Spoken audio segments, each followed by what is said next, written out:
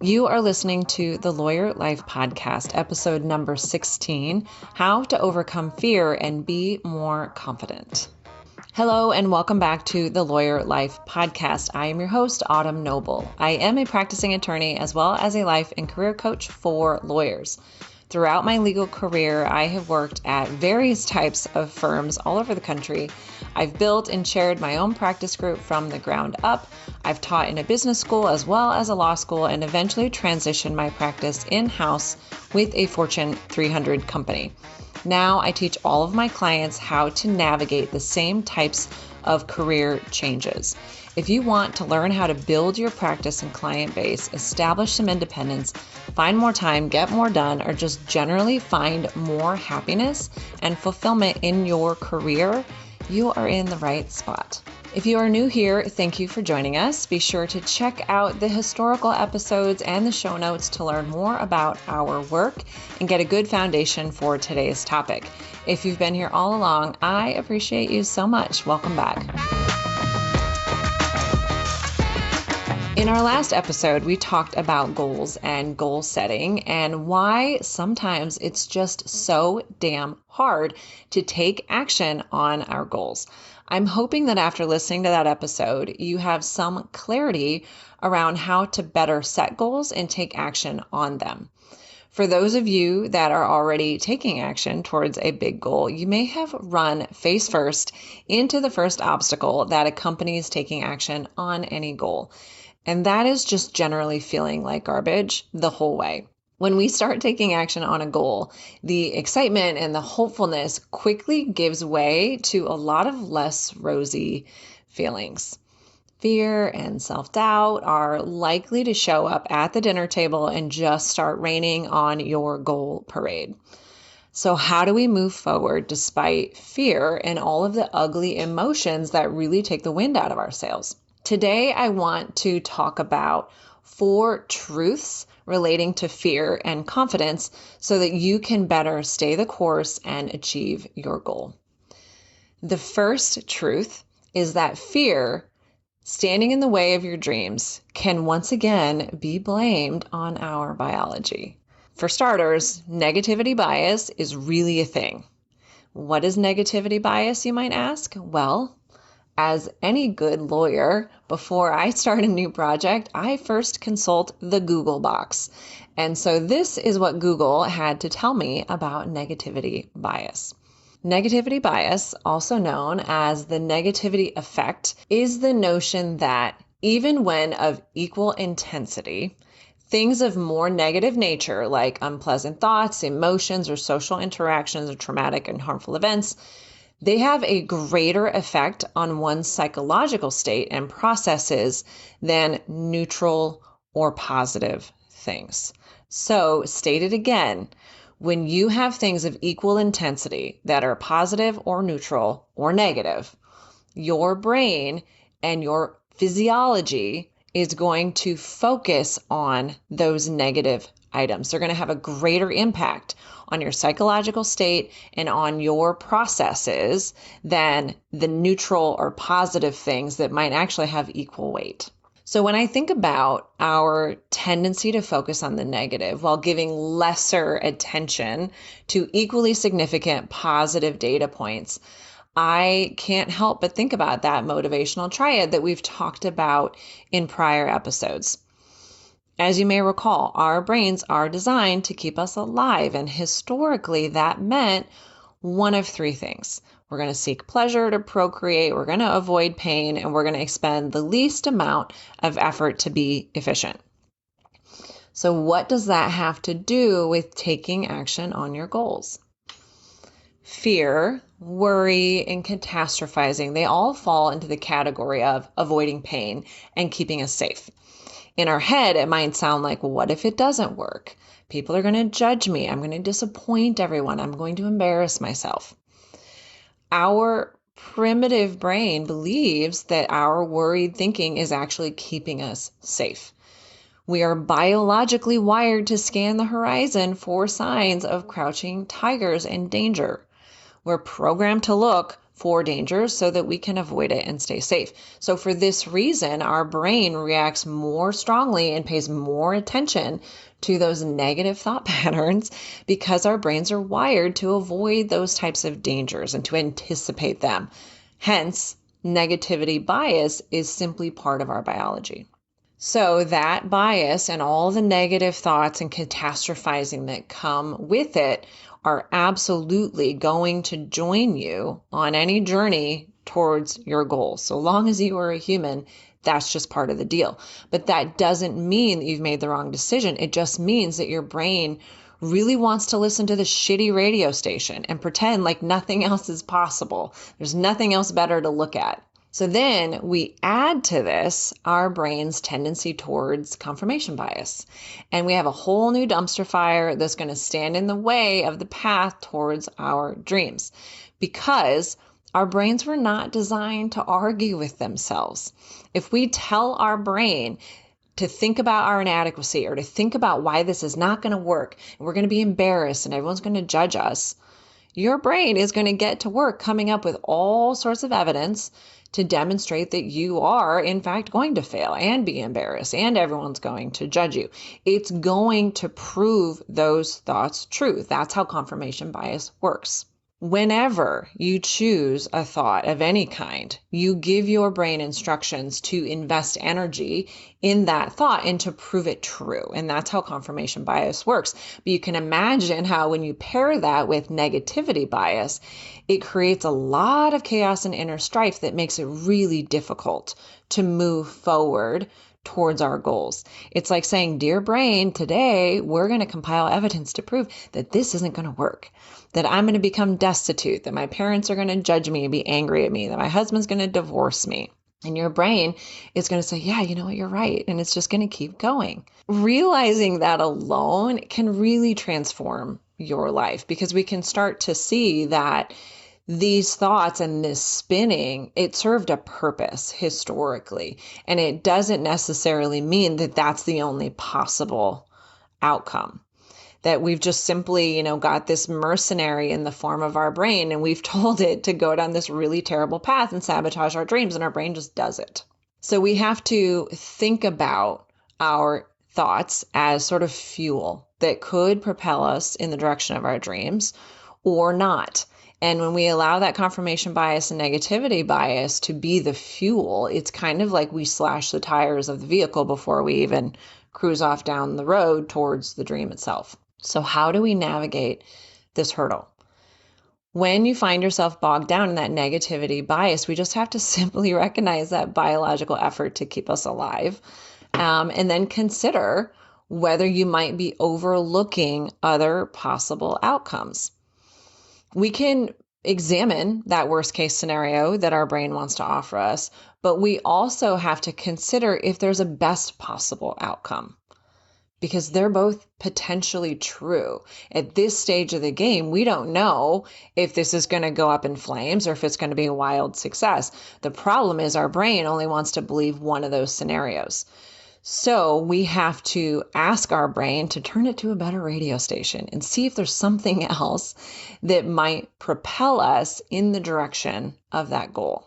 If you are able to examine both that best possible outcome as well as the worst possible outcome and accept that reality likely rests somewhere in the middle of that spectrum, we can move forward towards our goal and our actions towards that goal with more perspective, because we can come to terms with the best and the worst possible outcomes and know that, okay, anything in between those two, I can probably figure out, because odds are it's not going to be one of those extremes. And so our work becomes recognizing what your brain is doing and intentionally shifting to that better, more positive potential radio station. Truth number 2, the more we fail, the less we will fear. The most common fear that comes up when we start taking action on our goals is the fear that we're going to fail and that people are going to judge us and we're going to be embarrassed. Think about a goal that you have for yourself right now and ask yourself, have you told anyone about it? And why not? Have you posted it on Facebook? Have you told your partner or your spouse? Did you scream it loud and proud from the rooftops or at the latest family gathering? My guess is that you probably didn't, and here's why. No one wants their failure to be up for public scrutiny. As humans, we really would just prefer to fail quietly or just fail not at all and just never have it happen. If we succeed, that's wonderful and great, and we'll shout that from the Facebook rooftops. But if we keep our failures private, it's like it never happened. There are no unmet expectations of others. There's no disappointment other than your own. So it really begs the question, what is so bad about failure after all that we avoid it and we keep our goals secret? The fear of failure, the fear of embarrassment, or the fear of how we will feel if everything falls apart is really at the heart of a lot of this. So what is fear anyway? And where does it come from? So again, as any good lawyer would do, I consulted the Google box for the answer. And here is what Merriam-Webster had to say about fear. Fear is an unpleasant emotion caused by the belief that someone or something is dangerous, likely to cause pain, or is a threat. When we break this one down, fear is an unpleasant emotion that's caused by a belief. If you've been following along, you know by now that beliefs are thoughts and choices that we make in our brains based upon ideas and notions and stories that we hold to be true. So fear is an uncomfortable emotion caused by our thinking. The thoughts that we choose in our head are what are creating that fear. This is Merriam-Webster's thing. I'm just explaining it, but I fully believe this to be the case. Our thoughts about failure, our thoughts about what it's going to be like if things don't pan out, and those judgments that go with it, that is what creates fear. That's all that's holding you back from taking action, from making that move, from leaving your soulless job or making a change or standing up for yourself. It's just your thoughts that create this weird vibration in your body that doesn't feel good. And that's it. And that's what's keeping us from taking action towards our goals. If you have a lofty goal that you aren't pursuing, ask yourself why, and what is the worst that could happen if you don't get there? Is it just that you don't achieve it? So what? What is it about that failure that's so scary? 99% of the time, it's because of how we think we would feel once failure comes to the door. We're afraid of feeling disappointed in ourselves or knowing that others are disappointed in us. What we make that mean and how we feel from that thinking. We're afraid of feeling disappointed in ourselves. So here's the wild thing. So instead of taking action, we put our little dream on the shelf and we just feel disappointed in ourselves for not trying. Isn't that crazy? Like, we're already feeling those feelings that we're trying to avoid. So instead of trying and failing and feeling disappointed and letting other people feel disappointed and feeling disappointed from that, that feels terrible. But instead of doing that, we're not trying, we're not failing, and we're feeling disappointed all the same. We're disappointed because we don't have the life that we want. We're disappointed because we don't have the boundaries we want. And at some level, we're disappointed because we're not asking for what we really want and doing what we really want in life. You're going to feel shitty either way. The question is whether or not you want to actually take some action and feel crappy, or if you just want to not take action and feel crappy. Ultimately, the choice is yours. And remember, those crappy feelings, they're just energetic vibrations in our body that's caused by our thinking, which means that how we feel after a failure is driven 100% by what we make the failure mean.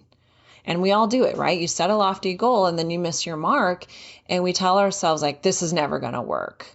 I'm never going to get what I want. I'm never going to get the balance. Why am I even trying? Those thoughts are complete dream killers. And then lest we forget that confirmation bias, that old goat is going to show up and just pile on top of those thoughts. So in the end, we're choosing that initial line of thinking that causes this avalanche of terrible self-doubt and fear and makes it really difficult for us to take authentic action towards our goal. So the challenge is simply to try and fail despite the fear.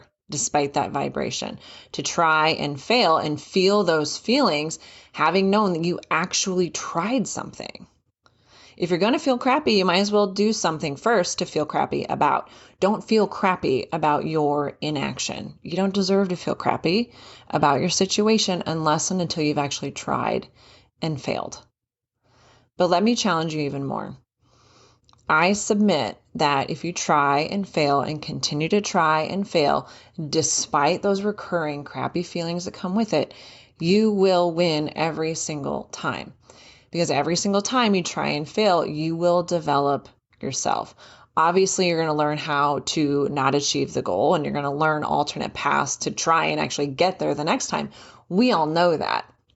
But you're also going to learn how to manage those feelings that come up every time an experiment doesn't work out.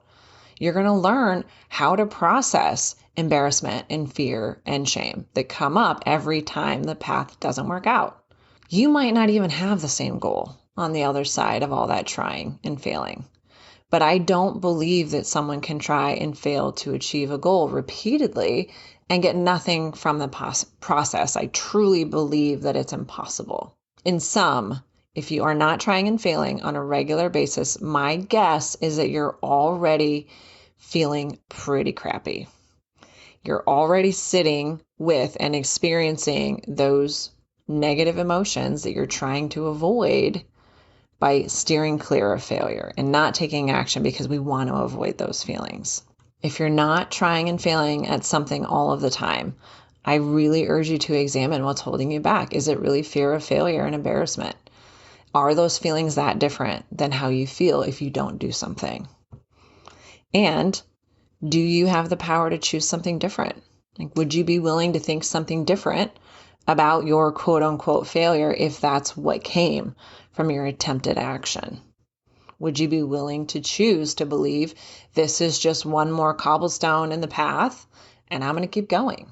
This is really the beauty of pushing through that fear, because we challenge ourselves more to learn more about ourselves and more about our brain and more about the patterns that we have. Ultimately, it's a question of whether or not your dreams are really worth ignoring because you don't have what it takes to experience negative emotions. So ask yourself, what's the worst that could happen? When I talk about this in particular, this truth, it makes me think about when I was planning on leaving my last formal legal job before I started my own firm. I was in-house with a Fortune 300 company, and I had taken the job knowing that it was sort of the last stop for me.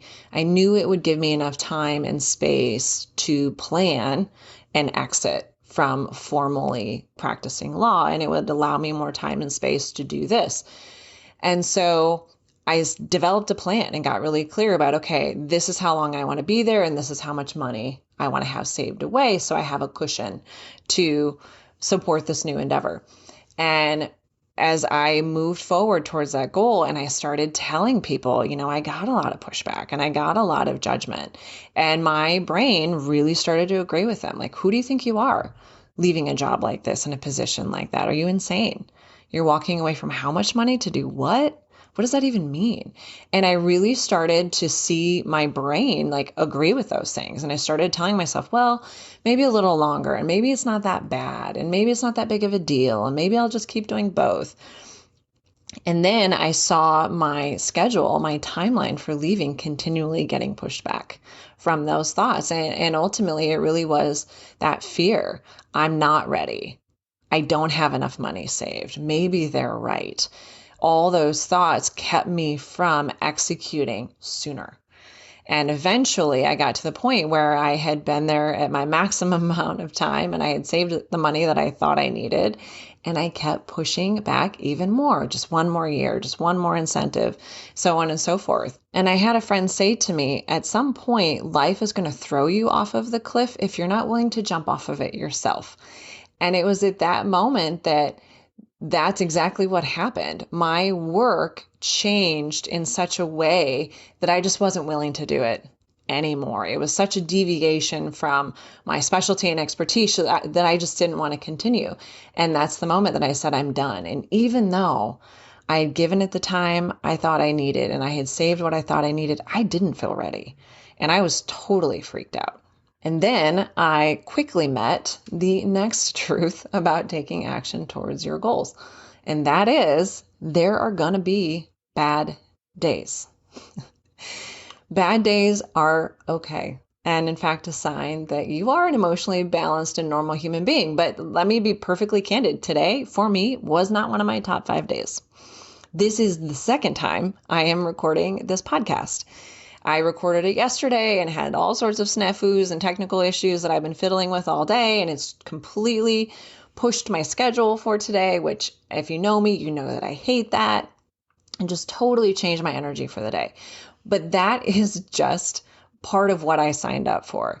Part of me continuing to move in furtherance of this goal is knowing that some days things are going to go well, and some days those thoughts, what are you doing?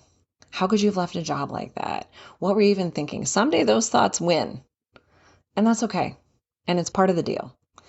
But no one is going to see that. They're going to listen to this podcast. They're going to see the video on YouTube, and they're going to think, wow, like she's really doing that thing. It looks really easy. No one sees the bad days. And I think that that's part of the problem that we have in our society, where everyone is so interconnected and everyone's lives are just constantly on display. The lines about reality and fiction have really become blurred.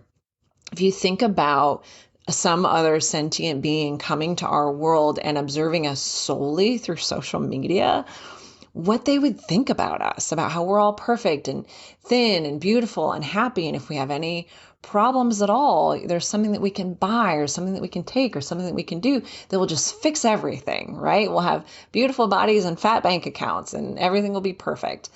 That is the image that you see. And so when you are doing something hard and you are coloring outside the lines, it can be really challenging to live in a world like that and not feel like, gosh, I'm having a really bad day and my negative thinking is really winning today. It's hard not to think like maybe something is wrong. Maybe I did make a mistake. But that is the truth that I want to talk about here. And that is, there are going to be bad days, and that is just part of the deal. The biggest problem, I think, that we sort of can take away from that skewed perception of reality is this idea that if we're not happy all the time and we haven't achieved all of our goals, then something's wrong with us and like we're out of the norm. Consider, children, or even, how we interact with each other. If you see someone who is not happy, the thing that we ask them is, what's wrong? As if it weren't okay for them to not be happy. That question alone presumes that you should be happy, and being unhappy means that there's something wrong here, something that has to be fixed. In fact, you can probably throw some money at it and fix it. When we buy into that notion that we're supposed to be happy all the time and that our goals are supposed to come easy to us, it's tempting to freak out any time that things just don't go as planned. We don't know what to do with those emotions. So we avoid them, or we resist them, or we react to them. Either way, we get into a mad scramble to get rid of them ASAP. For some people, when those negative days, those bad days and negative thinking kind of take over, we shift to kind of reacting and resisting. And what a lot of us in goal setting, what that looks like is we think it was easier for everybody else, and we kind of blame everybody else, and we lash out at everybody else, and we kind of slip into this victim mentality while also lashing out at everybody around us and being really defensive, because that feels a lot more productive and important than just feeling like crap. So they resist or they react to that negative day. And in turn, it just amplifies their problems, because now they've lashed out at their husbands or their kids or whatever, or they've just decided to wipe the slate clean once again. And now we just have all sorts of new problems that come from that type of reaction to the bad day.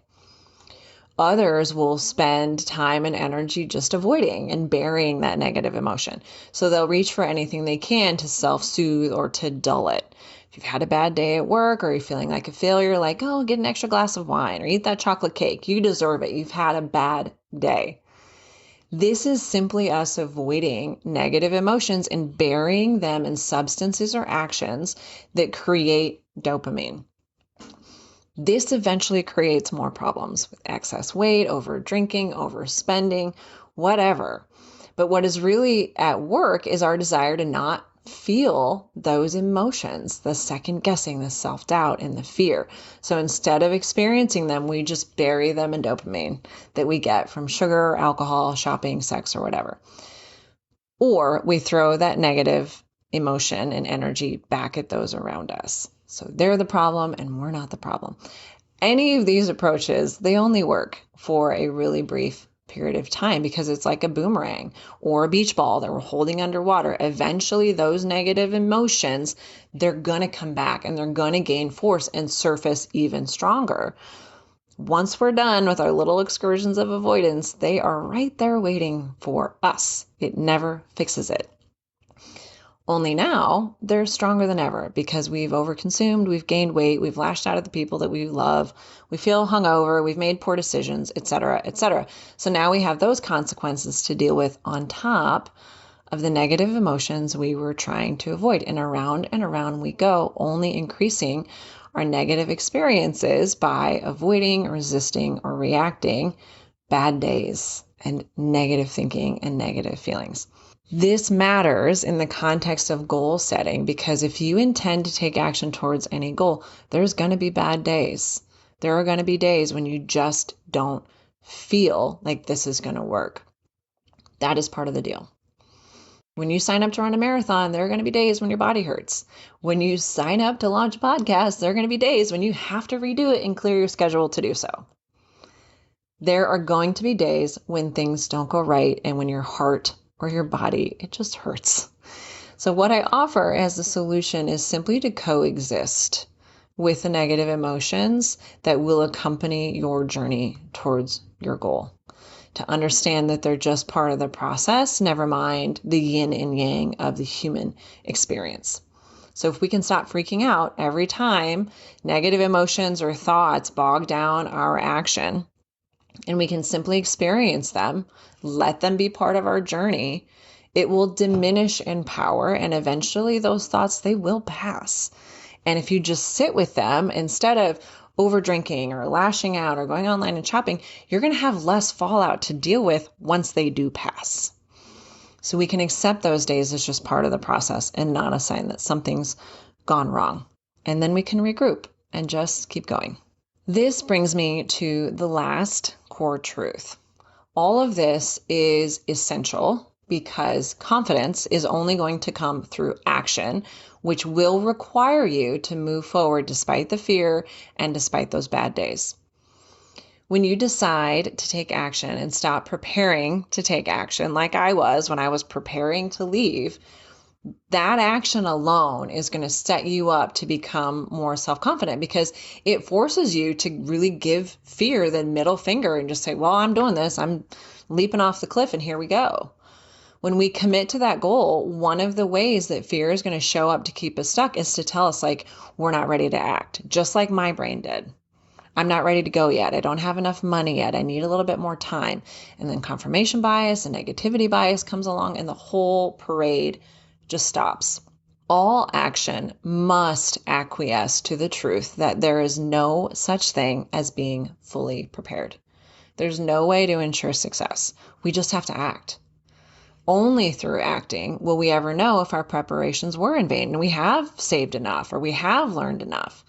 Only through acting will we know what we overlooked and then be able to remedy that. But many of us get stuck in this faulty belief like, well, I'm just not ready yet. Yeah, I have the goal, but I'm not ready to start acting towards it yet. We tell ourselves there's more work to do and more data to analyze. And so we just keep preparing and we never move forward. And I admit that leaving my last legal job, I definitely did that.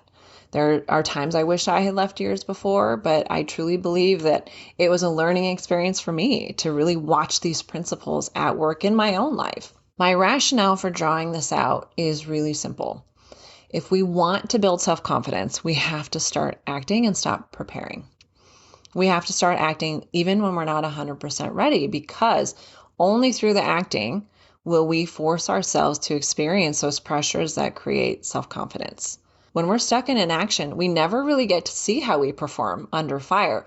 We are so busy believing that we have to do it right that we don't allow ourselves the chance to just try. When we act and fail, we might experience some of those emotions like embarrassment or shame or guilt. But when we commit to continued action, despite those setbacks and crappy feelings, that is where we become more self-confident. Being self-confident doesn't mean that we never fail. It just means that we know we can fail and get up and keep going. It means that we can trust that we can experience any emotion that's going to come and meet us on this journey, and we're just going to keep trucking along. It means that we're not going to sit and wait and plot and plan until we can do it perfectly, because we can trust in our ability to have compassion for ourselves and keep it moving. So if self-confidence is something that you're wanting more of, just know that you will only create it when you put a time limit on preparing to take action towards the goal, and you just get out there and you start doing the damn thing. Self-confidence will come when we start and commit to accumulating failures and learning from them and continuing forward. We become more confident when we stop with the planning and start practicing failure. And once you master that, you will have all of the self-confidence that you could ever imagine. To wrap all of this up in a nice little bow, I hope that I have impressed upon you that when you develop a goal that you want to act upon, it puts you in a position for exponential growth. That growth and evolution is only possible because of the fear and the negative emotions that come along with taking action on the goal. Remember that anytime you color outside the lines and decide to make a change in your life, negativity bias and confirmation bias, they're going to come to the party uninvited. They're simply part of your biology. Just acknowledge your humanness and turn your radio station to a better channel, one that explores the best possible outcomes as well. Next, just embrace that this journey won't be a smooth one. If it were, everyone would have already achieved the goal. The challenges and the negative emotions that will join you on your journey, regardless of the goal, are part of the yin and yang that you sign up for when you select a goal. Without those challenges and negative emotions, the goal would lose all meaning and value. So allow yourself to have bad days. Let yourself fully experience them and know that they will pass. And you can just move ahead the next day. It's not a big deal. Last, embrace that this rocky road in furtherance of your goal is truly the only way that you can become more self-confident, which is ultimately what a lot of us are wanting. Challenging yourself to take action towards a goal, despite your negativity bias, despite confirmation bias, the bad days, the self-doubt, the fear, the worry, the judgment of others, that is the only way for you to trust that you can endure all of it and stay true to yourself. In order to fully believe in yourself, you have to prove to yourself that you're willing and able to overcome those types of adversities. And for that reason, fear and all of the garbage that comes with it is really an invitation to evolve and develop a closer relationship with yourself. As part of my work, I help my clients get more confident, learn to roll with the punches, and keep moving towards their goals. If you have a goal that you're struggling to accomplish, sign up for a free coaching consult so that we can get clear on what is standing in your way and develop a plan to overcome it. You have the opportunity to make this year different and the best year yet. What do you have to lose? That is all for today, my friends. Thank you so much for joining me the second time on this topic. And remember, if you like this content, be sure to rate the podcast and consider leaving a rave review. I truly, truly appreciate those of you that have. Next week, we start exploring fulfillment. What is it and how do we get more of it? I hope that you will join me there. In the meantime, be sure to check out the show notes as always for some really good resources on this topic or to grab that free coaching consultation before they are gone. And as always, thanks for listening and thanks for sharing with your friends. If you've ever struggled feeling overwhelmed with everything on your plate and everything that demands your time and attention, listen up. The Lawyer Life Collective is hosting a free webinar on February 7th on overcoming overwhelm for good. We will tackle all the challenges that are unique to us as women and lawyers that can sometimes make it difficult for us to breathe and find the space that we need to create the success that we so deserve. If that resonates with you, head over to the lawyerlifecollective.com and sign up for the next webinar on February 7th.